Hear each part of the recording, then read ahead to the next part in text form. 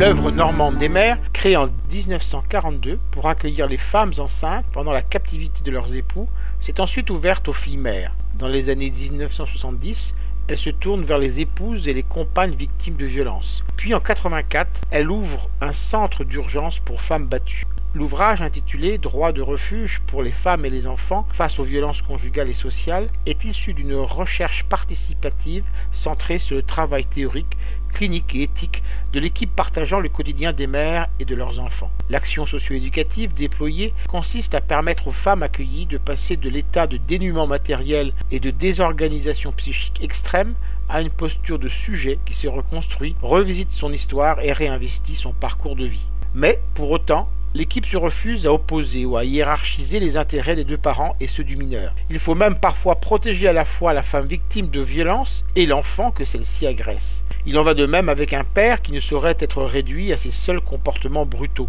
Si l'on protège sa femme et ses enfants de la maltraitance dont il se rend coupable, il faut aussi prendre en compte sa propre souffrance en tant que personne. La tentation est permanente d'écarter un acteur de la relation pour réduire le questionnement et ainsi simplifier l'accompagnement. L'étude de cas de 3 familles permet de mesurer la complexité de chaque situation et la nécessité de s'ajuster à la singularité de chacun et de chacune en tenant compte d'une histoire et d'une souffrance chaque fois spécifique.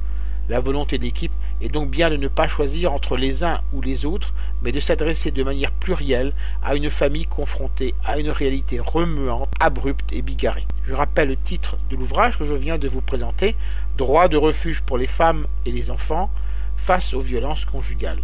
Il a été écrit à plusieurs voix, celle de Marie-Dominique Wilper, celle de Martine Baudénan, de Catherine Douillère, de Claire Dubost et d'Evelyne Guyot. L'ouvrage a été publié aux éditions RS en 2015 et est vendu au prix de 14 €. Vous pouvez retrouver le texte de cette critique dans le numéro 1182 de Lien Social. Il est consultable sur le site du journal www.lien-social.com.